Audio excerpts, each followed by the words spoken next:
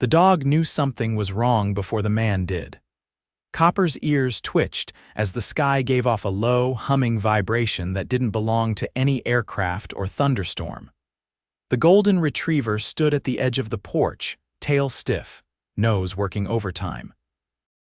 His owner, Camden Voss, finished his coffee with a sigh and leaned back in the creaky lawn chair, watching the horizon over the Montana hills. He wore flannel jeans and the kind of boots that had seen years of fence repair and long winters. "Relax, buddy," Camden muttered toward the dog. "Probably just a crop duster." Copper kept staring skyward. His growl started low, a quiet rumble that turned into a bark as a shimmering shape breached the clouds like a bubble surfacing from deep water. Camden stood slowly, mug forgotten on the porch railing. The thing was the size of a school bus and shaped like a flattened egg. No wings, no rotors, no sound except that persistent hum. A panel on its underside shimmered and peeled open. A beam of blue light shot downward. "Copper, inside," Camden shouted. The dog didn't move. Camden turned to run, but the light hit him before he made it to the door. He felt his body go rigid, like his nerves had been dipped in ice. His last thought before blacking out was a strange one. Who's gonna feed the dog? He woke up inside something that smelled like metal and ozone. Camden's head throbbed with pressure and his arms were pinned to his sides. He wasn't strapped down, more like wrapped in a soft, flexible material that hardened the more he struggled. The walls shifted color like oil on water. A figure loomed tall, gray-green, and humanoid in shape, but with a wide, flat face and no visible eyes. Sensors, maybe, or cameras. "What do you want?" Camden croaked. The alien didn't answer. It held something up, a rectangular device that projected a hologram of Earth, rotating, zooming into the Western Hemisphere. A red dot blinked on Montana. "We're not famous," Camden said. "You sure you got the right guy?" It tilted its head slightly, then turned and left. The material holding Camden relaxed just enough for him to breathe easier, but not enough to move. Back on Earth, Copper refused to leave the porch. The neighbors, the Millers, tried to coax him over with bacon, but he growled and snapped when they got too close. When the sheriff came around, the dog led him to Camden's shed, pawed at the locked cabinet until the man opened it. Revealing the emergency GPS transponder, Sheriff Dugan squinted. "What the hell?"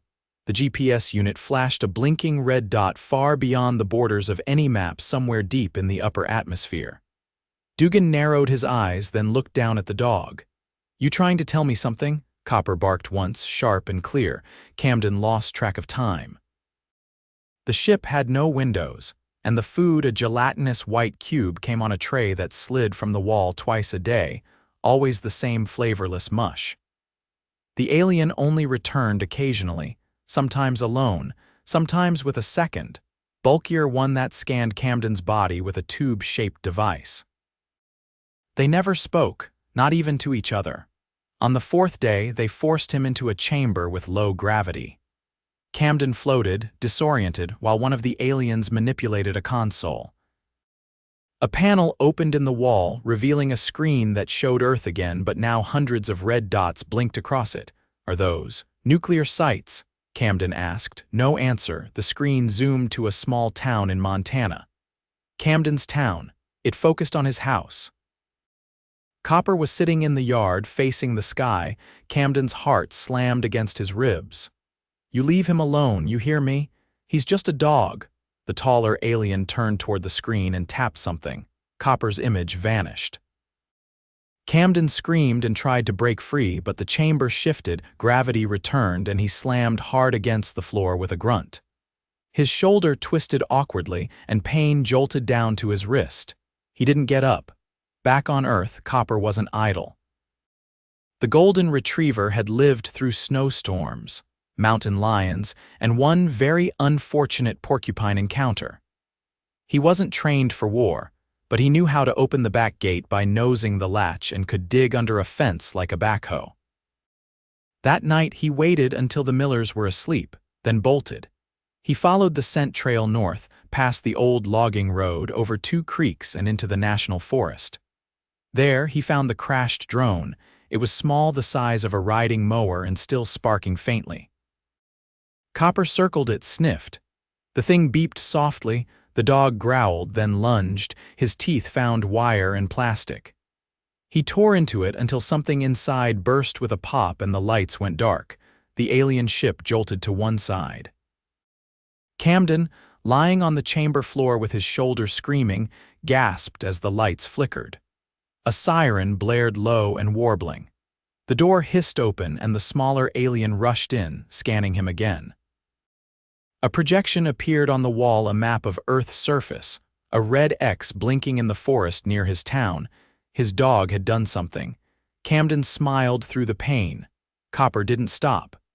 He followed the scent of burnt ozone toward the mountain peaks where the signal beacon had been. He didn't know what he was looking for, only that something had taken his person and he was going to find out what. He reached the ridge by morning, paws torn and bleeding. The air buzzed with static. A low hum trembled through the trees, then he saw it. The ship. It hovered just above the treetops, cloaked in a shimmer that distorted the stars behind it. But Copper could smell it. He crouched low, tail still, and crept forward. Inside, Camden was dragged to a new room. This one had a wall of screens and a single chair. The aliens strapped him down, ignoring his protests. "Look, I don't know what you want," he said, voice hoarse. "I'm not military, I'm not a scientist, I'm just a guy with a dog and a busted shoulder." The bigger alien touched a screen. Earth appeared again. This time a countdown started. 1 hour, Camden's eyes darted. What happens when the clock hits 0? Nothing, then the screen flickered, static. A small red dot appeared near the ship's coordinates. Another dot joined it, then another. Camden leaned forward. That's not possible." The alien seemed agitated. It tapped the console again. The screen zoomed in. A pack of dogs was moving through the forest, led by one golden retriever. Copper had recruited help. The ship shuddered. The alien turned, then barked something in a guttural tone toward the hallway. Camden laughed, wild and hurting. "You're losing to dogs. This is what happens when you mess with Earth." The ship tilted hard, lights dimming. Copper and the others, a mix of strays, farm dogs, and even a retired police K9, had followed his scent trail into the perimeter of the ship. The static field buzzed, but Copper pushed through, nose low, tail high. A panel in the ship's hull opened, maybe unintentionally, maybe damaged by the drone crash. The dogs poured in. Inside, Camden heard pounding, then barking. Loud, sharp, echoing down the corridor. The door burst open. Copper sprinted in, tongue out, tail wagging once before he lunged at the taller alien with a growl that rattled the walls. The alien reeled, trying to shake the dog off as the others poured in behind him. The smaller alien fled. Camden shouted, "Copper!" "Over here!" The golden retriever turned, bounded over, and began gnawing at the restraints. Camden winced as the pressure on his shoulder shifted. "Easy, buddy, I think it's dislocated." Copper whined, then barked. The other dogs scattered, chasing the fleeing alien deeper into the ship. Camden struggled up with Copper's help, arm clutched to his chest. "We've got to get out of here." "Can you lead the way?" Copper barked once and trotted toward the hallway. They moved fast, Camden limping behind the dog through corridors that flickered and sparked. Alarms wailed in pulses. The ship tilted again. Copper led him to the breach, the hole in the hull where the panel had failed. Fresh air poured in. Camden took one look at the drop and cursed. All right. We're doing this." He stepped back, then ran. He jumped. Copper leapt after him. They landed hard. Camden screamed as he rolled, pain lancing through his shoulder and hip. Copper hit the ground in a sprawl, then scrambled to his feet and ran to his side. Above them, the ship pulsed once, then vanished, gone. Camden spent 10 days in the hospital. His shoulder had popped out of the socket, and his hip took a deep contusion. No broken bones, but the doctors said he was lucky. Copper stayed by his side the whole time, even sleeping on the hospital bed when the nurses weren't looking. When Camden was finally discharged, the sheriff came to pick him up. "You weren't crazy," Dugan said, glancing at Copper. "Whole town saw the lights, and we found pieces of that drone." Camden nodded, sore but upright. I told you. Still don't know how the dogs figured it out. Camden looked down at Copper. Maybe he just listened harder than the rest of us. Back home, Camden sat on the porch with Copper curled up beside him. The stars above were quiet again. I owe you a steak, Camden said. Copper thumped his tail. From that day on, whenever Camden walked through town, people nodded at him with a mix of awe and confusion. But more often they looked at Copper, the dog who led a rescue mission. And Camden hadn't left the house in 3 days. He moved slowly, right arm cradled against his chest in a sling, painkillers dulling the sharpest edges but not muting the tension in his back or the strange, floating sensation that came and went like a tide. He kept the television off.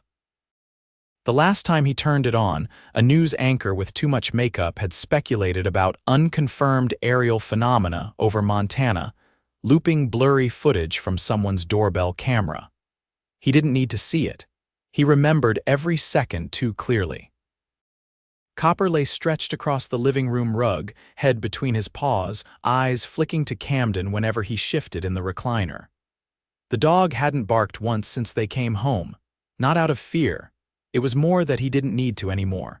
Mid-afternoon light slanted through the window. Camden was trying to thread a pen through a notepad spiral ring with his left hand when the doorbell rang. Not now, he muttered. It rang again. Then again. 3 short bursts, not anyone local. Everyone here just knocked. He stood slowly, teeth clenched as pain gathered behind his ribs. Copper was already at the door, tail rigid, ears angled forward. Camden opened it halfway, gripping the edge with his good hand. The man on the porch was tall and lean, with a tan that didn't come from the sun and a blue windbreaker that had no logo. His eyes were pale gray, everything about him unremarkable except how deliberately forgettable he seemed. Camden Voss, the man asked, already certain, depends who's asking. I work for an agency that doesn't have a name. May I come in? No, the man glanced at Copper, who hadn't moved but was staring directly at him. The dog, too, he lives here, you don't. The man stepped back, raising both hands. Then we'll talk here. You were taken aboard a vessel that may have been extraterrestrial in origin. We have confirmation of a signal disruption consistent with non-terrestrial design. You were missing for just over 90 hours. You returned unassisted. Camden leaned against the doorframe. You rehearsed that? We're trying to understand how you survived. I wasn't shot at. Just poked and scanned and ignored, if that's what you call surviving. The agent shifted his weight. You mentioned a dog-led breach. I didn't mention anything. You told the sheriff. No, I told the sheriff my dog found something in the woods. What he did after that's his business. The agent looked down at Copper. It's highly irregular. We've never seen coordinated behavior like that from domestic animals, let alone a multi-species group. Camden rubbed his jaw, stubble scraping under his fingers. You want to run tests, is that it? On the dog, on you, on your property, we'd compensate you quietly. No, the agent didn't blink. You don't want compensation. I don't want you here. Copper growled low in his throat. The man looked down at the dog, then back up. Then I'll leave you with this. You weren't the only one taken, but you're the only one who came back the same. He turned and walked down the porch steps without another word. Camden closed the door slowly. He didn't sit back down. Instead, he walked to the kitchen, filled a bowl with water and placed it on the floor. Copper didn't move. Hey, Camden said quietly. You okay? The dog blinked once, then licked his paw. Yeah, me neither. That night, Camden couldn't sleep. Every time he rolled over, his shoulder lit up like someone was jabbing a fork into the joint. The doctor had said it would take at least 6 weeks to heal, longer if he kept using it. He got up around 2 in the morning and paced the hallway, Copper trailing behind him like a shadow. He stopped in front of the bathroom mirror and studied his reflection. The bruising was fading, but something else caught his eye, a small, faint line behind his left ear. He hadn't noticed it before. Not a scar, it was too clean. Like something had been inserted, then sealed perfectly. He pressed his finger to it. No pain, but he felt something under the skin, something hard. "Okay," he whispered. "That's new." He didn't sleep the rest of the night. By morning the line was gone, or maybe he couldn't find it again. He checked twice, then a third time, but the skin behind his ear was smooth. He called the clinic, told them he needed a scan. "We don't have an MRI machine," the nurse said. "Nearest one's in Helena. I'll drive."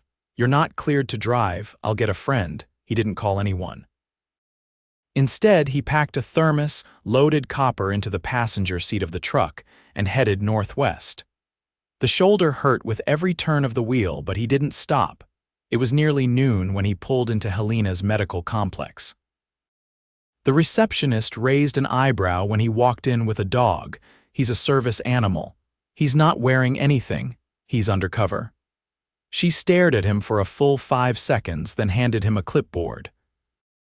The MRI tech was a man in his 50s with a limp and a tendency to whistle through his teeth. Camden didn't offer an explanation. He just pointed at his head and said, "I need to know what's inside." The man raised an eyebrow but didn't argue. The machine was loud, and Camden had to lie perfectly still for nearly 30 minutes. Copper waited in the corner, wagging his tail once every few minutes but otherwise silent.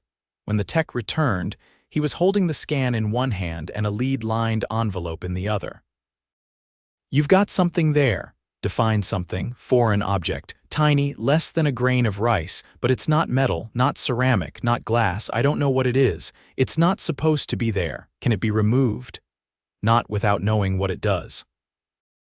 "And it's close to your auditory nerve. One wrong move and you'll be hearing colors." Camden took the envelope. "Can I get a copy?" The tech nodded. "You're not the first guy to come in with weird stuff in his head, but usually the stories involve camping trips and bad decisions." "Yours doesn't sound like a party." Camden didn't answer. He left the building with Copper at his side, envelope tucked into his jacket. They stopped at a gas station on the way back. Camden bought a bag of jerky, a bottle of water, and a scratch-off ticket. He sat on the hood of the truck, scratching the card with a quarter. "Nothing," he said, flicking the ticket away. Copper sat beside the wheel, watching a crow on the guardrail. Back home, the wind had picked up. The porch creaked as it rocked under the gusts. Camden dropped the envelope on the kitchen table and stared at it while he microwaved a leftover chicken breast. By the time he sat down to eat, the envelope was gone. He stood slowly, fork still in hand. Copper, the dog, was in the hallway, ears back, tail still. The back door was ajar. He grabbed the crowbar from behind the fridge and stepped outside. The yard was empty. No tire tracks, no footprints, just the wind and the distant sound of a hawk overhead. He didn't sleep that night either. 3 days later, at dawn, the cows on the neighboring property began to scream. Camden was already awake. He threw on his boots one-handed, grabbed the shotgun he never used, and jogged across the field with Copper at his heels. The pasture was torn up. Fences bent inward, as if something had landed or crashed. The cattle were clustered at the far end, eyes rolling, one of them limping, and in the center of the clearing a shape shimmered. Not visible exactly, but not invisible either. Like heat above asphalt, Camden didn't speak. He raised the shotgun slowly, not sure if it would do anything, not sure if it mattered. A single figure stepped forward from the distortion. It wasn't one of the ones from before. This one was taller, skin darker, almost obsidian. Its frame was lean, angular, and it moved with the kind of grace that suggested it didn't touch the ground so much as ignore it. Camden didn't lower the weapon. The being raised one hand, palm outward.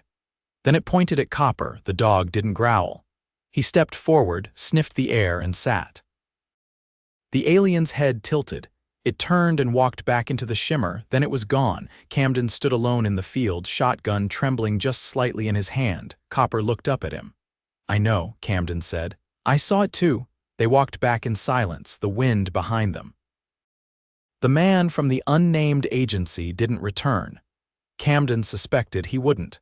Not after what he saw in the pasture. 3 days after the encounter, Camden's shoulder began locking up. He tried to ignore the pins and needles feeling that crept down his arm, but by dusk, he couldn't lift it past his chest. He sat at the kitchen table with a bag of frozen peas tucked into his sling, grimacing as he tried to sign a check with his left hand. "You're gonna have to drive me again," he said to Copper, who was sprawled under the table, one paw twitching in a dream. By morning the pain had shifted into something worse. A burning pulse just below the joint, like his bone was trying to push something out. He hadn't fallen again. He hadn't even used the arm. It didn't feel like inflammation. It felt like rejection. At the Helena clinic, the doctor scanned his shoulder and frowned without trying to hide it. "There's fluid buildup that wasn't there before," she said. "And your joint capsule looks like it's reacting to something foreign." He glanced away. "I didn't get any implants." Then the MRI missed something. "Or it didn't," he said. The doctor didn't press him. Instead, she tapped a few keys and scheduled him for a surgical consult. "If the pressure keeps building, we'll have to open it. That's not optional. I can drive back tomorrow." I wouldn't wait that long. By early evening, he was in a curtained room, prepped for imaging-guided aspiration. They numbed the area and slid a needle deep into the joint. Camden flinched when the tip hit something solid, not bone, something that rang faintly against the metal. The doctor turned pale. "That's not a cyst," she said. She pulled the needle out, handed it to the nurse with a quiet instruction, and disappeared into the hallway. Camden stared at the ceiling, breathing through tight nostrils. "Guess we found it." Copper wasn't allowed past the waiting area, but when they wheeled Camden out an hour later, the dog bolted past the front desk and ducked under the stretcher, settling at his side without a sound. Back home, Camden lay on the couch, shoulder bandaged, prescription bottle unopened on the end table. He hadn't asked what the object was. He didn't want to know until he could hold it himself. At dawn, a white envelope arrived by drone. No return address, no postage. Inside was a clear vial. Suspended in gel was a shard of material no bigger than a sunflower seed. It shimmered faintly, like it was catching light that wasn't there. Taped to the vial was a note, printed in small, neat type. "You weren't the only one implanted. You're the only one who rejected it." Camden read it twice, then dropped it into the trash. "Guess my immune system's as stubborn as the rest of me," he muttered. Copper snorted in his sleep. That afternoon, he stood at the edge of the property with a portable fire pit and a bottle of lighter fluid.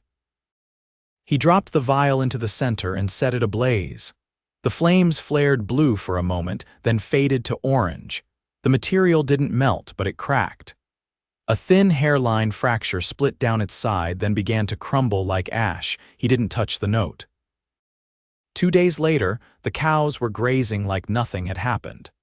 The fence had been repaired by the miller's nephew, and no one in town mentioned the lights anymore. Camden cleaned out the shed. Every tool he hadn't used in a year went into a box marked for donation. He threw out the GPS transponder.